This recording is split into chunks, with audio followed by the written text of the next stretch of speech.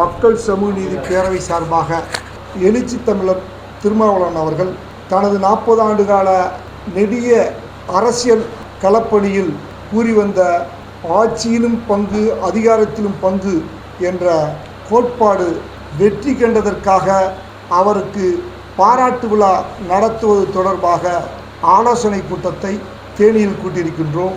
தமிழக அரசியல் சூழலை பொறுத்த வகையில் கூட்டணி மந்திரி சபை என்பதோ தோழமை கட்சிகளுக்கு ஆட்சியிலும் அதிகாரத்திலும் பங்கு என்பதோ சாத்தியமே இல்லை. அது நடைமுறைக்கு ஒவ்வாது, தமிழக மக்கள் ஏற்றுக்கொள்ள மாட்டார்கள் என்று திராவிட கட்சிகள் பிதற்றி கொண்டிருந்த சூழலில் கூட்டணி மந்திரி சபைதான் தமிழக மக்களுடைய சாமானியர்கள் அதிகாரம் பெறுவதற்கும் எளிய மக்கள் ஜனநாயகம் ரீதியாக அணுகுவதற்கும் சிறந்த வாய்ப்பு என்பதை தவேக தலைவர் விஜய் அவர்கள் அதை மெய்ப்பித்து இந்த கூட்டணி மந்திரி சபையை வெற்றிகரமாக தமிழகத்தில் நடத்தி வருகிறார்.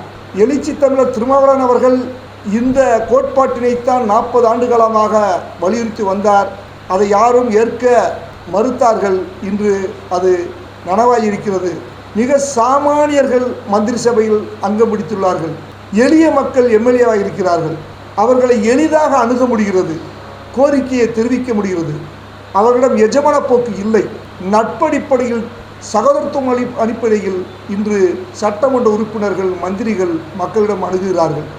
பொறுத்தளவில் வெறுமனே ஒடுக்கப்பட்ட மக்களின் குரலாக ஜனநாயகத்தையும் மதசார்பற்ற தத்துவத்தையும் காப்பவராக மட்டும் அல்லாமல் பிற்படுத்தப்பட்ட சமூக மக்களுடைய உரிமைகளையும் பாதுகாக்கும் நபராக அவர் உள்ளார். அவருடைய 40 ஆண்டு கால அரசியல் பணியினை பாராட்டி நாம் பேரவை சார்பாக தேனியில் பாராட்டு விழா நிகழ்த்த உள்ளோம்.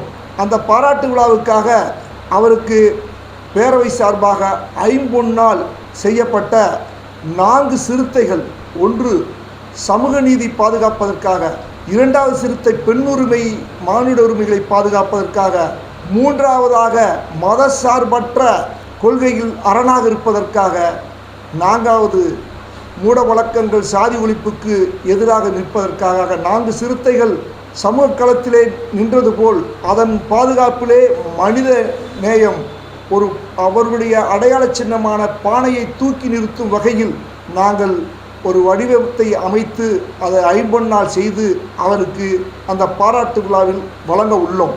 அந்த பாராட்டு விழாவின் போது தவேகவினுடைய அமைச்சர் ஆதவ் அர்ஜுனா, மாண்பு நிர்மல்குமார், காங்கிரஸ் பேரியக்கத்தைச் சேர்ந்தவர்கள் மற்றும் விசிகாவினுடைய அமைச்சராக உள்ள வன்னியரசு, சிபிஐ சிபிஎம் கட்சிகளுடைய தலைவர்கள் ஆகியோர்களை அழைத்து இந்த பாராட்டு விழாவை சிறப்பாக நடத்த உள்ளோம்.